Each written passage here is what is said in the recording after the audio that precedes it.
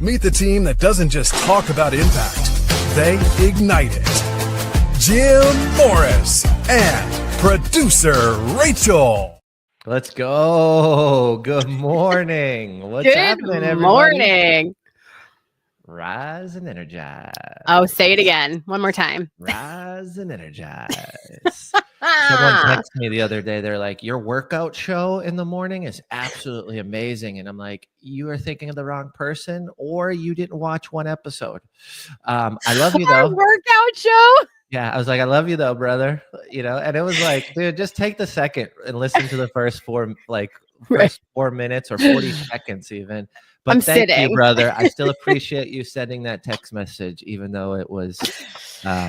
Maybe he meant he works out while we're doing our show.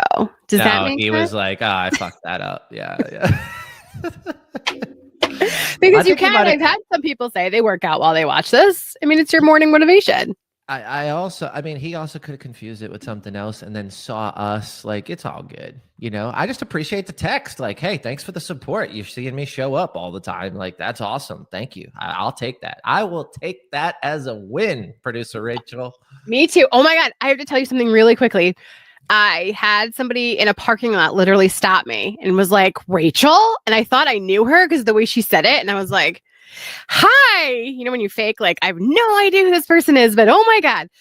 And she's like, I've been seeing everything you're putting online and I love all of it. And I was like, oh my God, like, it was so amazing. It feels so good because previously to like moving to this format of like owning my own business, being my own brand, I worked for a company. So it was always like, oh, I miss hearing you on the radio. So I just assumed that's what they were going to say. And instead it was like, no, I love all of your social media content. Did not mention the radio once. And I was like, oh my God, it worked. Let's go. I love it. I'm making the pivot. It feels so good. What's going on with you, by the way? Like, we haven't really.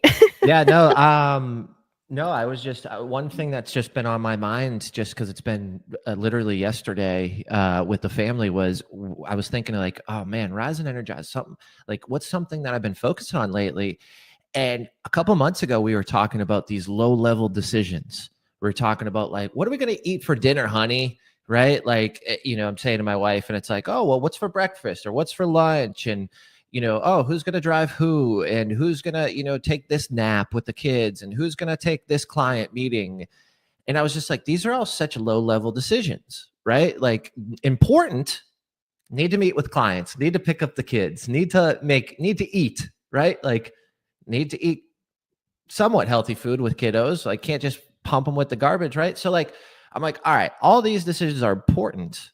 So I don't want to like outsource this, but like, how do we be strategic with it?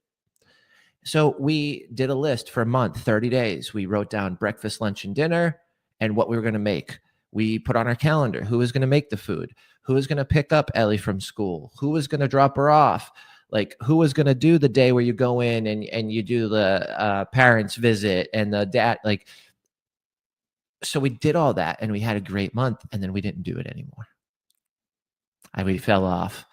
So, okay, go ahead. I'll let you finish. My advice to you is, and this is like I'm beating myself up over it, but like we didn't set the meeting before we needed the next meeting. Meaning, like when we built the 30 days, we should have been like, okay, this ends on I think it was like August 26th or something.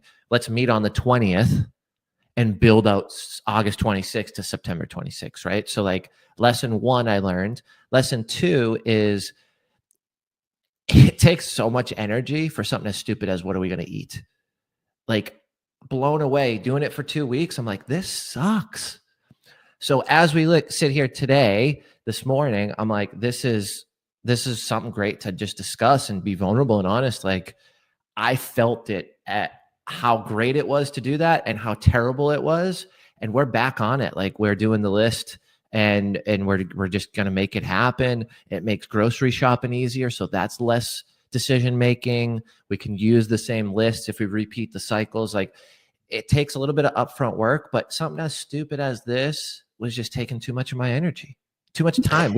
And then we were bickering about something stupid. Like, oh, well, I thought you were going to make dinner. Well, I thought you were going to make it. It's like, well, no one has food to eat. So now we need to solve this. And it's like that no one needs to do that. So I just think what low level decisions can you focus on that you can get ahead of for maybe a month or 2 months, or something that you're not making in the moment. I have to decide. It's already decided pre-decision or pre-game time decision, I call it, right? But I want people to think about that, because I didn't realize how impactful in a negative way it was to my energy, and experiencing it being scheduled out and ahead of it might be my type A personality, but like I also know that it's helped my wife, and she's like the opposite of me when it comes to stuff like this. So like I do think it's helpful for multiple people. And then I also read something recently that was saying like Mark Zuckerberg, his low level decision making was what color t-shirt he was wearing or something like that, because he'd sit in his closet and he'd waste 2 minutes deciding what to wear. So like you can take this from not only like what you wear, and I'm either in a, I mean, this, producer Rachel, it's like a solid color shirt or an impact effect shirt 24/7, mostly impact effect. It's funny. My daughter was like, Mommy, you're wearing daddy's shirt. And she was like, no, this is my shirt, but yes, daddy wears it every day. That is so funny. So a couple of things. One, I had the same issue with the meals, and it was making me want to scream because I was the only decision maker, right? My husband would be like, I don't care. And it's like, I don't want to, number one, I don't want to have to cook every day. I just don't want to. Number two, if I have something else to do or something due with a client, like I'm going to bump cooking. Yeah. And so what I ended up doing, and I'm not going to mention the company because they don't sponsor us yet, but I started getting meals delivered, not the ones you have to make.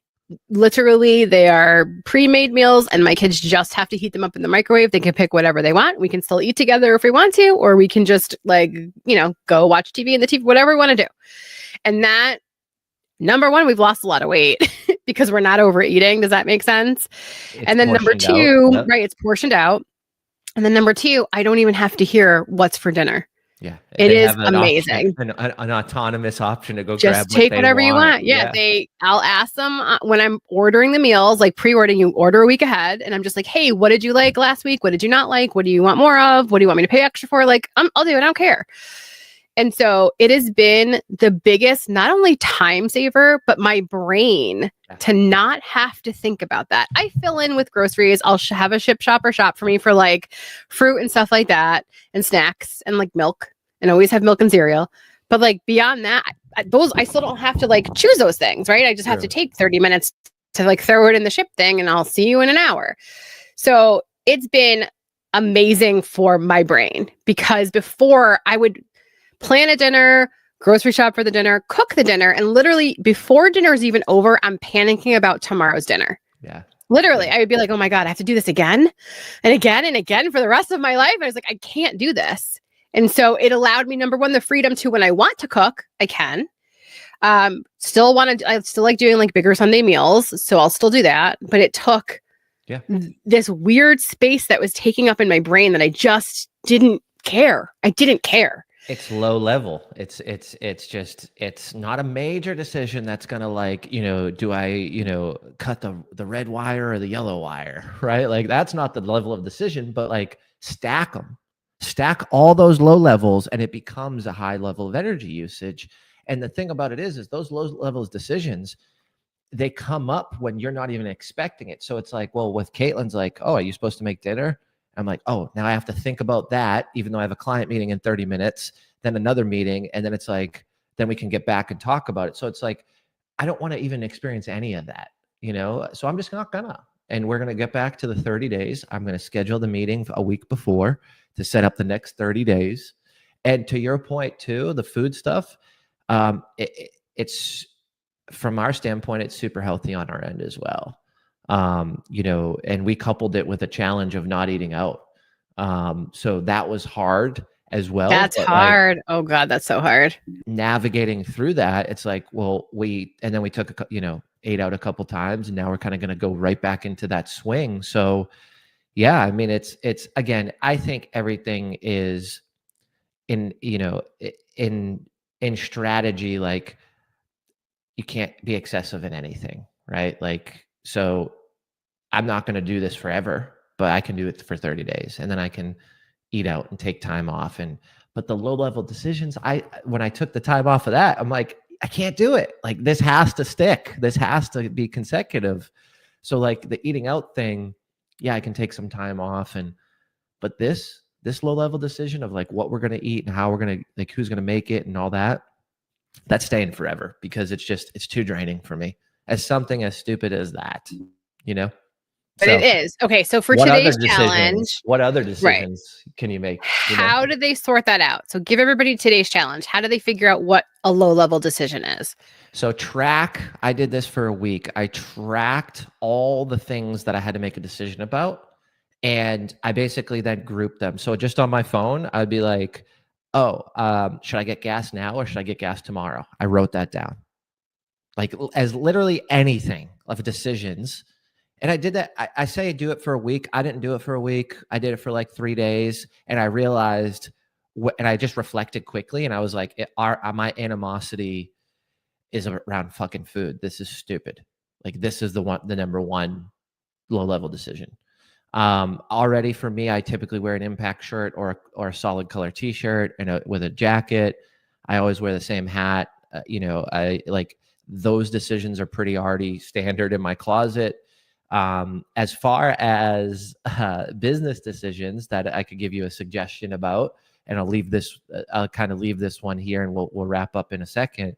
But when you're going through like what you need to do for the week, and you're looking at your calendar, look at your calendar and color code it specifically to low level decisions, because some of these low level decisions you do have to make. Okay, you can't just push all these off.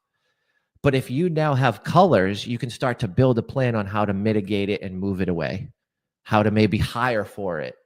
Like, for instance, we had someone helping us build funnels, and I was like, well, we're hiring a new virtual assistant.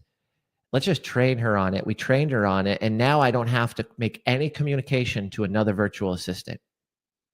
So I have one person that solves two problems rather than two people, because I was getting aggravated with the time difference and the communication style. So I'm like, I don't want to talk to 2-3 people. I want to talk to one. So let's hire someone who can do both of these things. So like, there's another opportunity in your business right there. But I would just say, look at what you're doing and write down all those decisions and realize, what can I outsource? What can I stick offshore? Who can fill in? Or do I even need to make this decision? Sometimes I love that. We just want to make decisions, and we don't even need to. Someone else is willing and wants to make those. Well, I also think that sometimes for me, I have to like also give up control. I can't control everything. If I want to decide and finalize everything, I will have zero time in my day to sleep. I won't be able to do anything. And so I think for me, it was really like giving my VA the autonomy to be like, okay, this is good enough. It may not be everything that I wanted, but it's okay right now. Yeah. Especially, and you know this, when you're reviewing stuff, like, here's all the reels I edited, or here's all the new, it's like, oh my God, I have to now read 50 freaking things. I thought this was going to save me time. It's not saving me time. 5 hours yesterday. Right. I can't. I can't. The spreadsheet I have in front of me, I can't. I want to vomit. And so part of me is just going to be like, you know what? Just post it. And when I read it and I see an error, I'll go in and edit it. Like, I don't care anymore. I don't care. And so I love the idea of figuring out what the low level decisions are. And then also, if you do outsource or give somebody else those jobs, you got to give up the control too. Yes. Because at a certain point in time, you're going to make yourself insane. So that right there. That's how we land the plane. Yes. That's right how there. we land the plane. Mic drop. Boom. All right, everybody. Have an amazing day. We'll see y'all.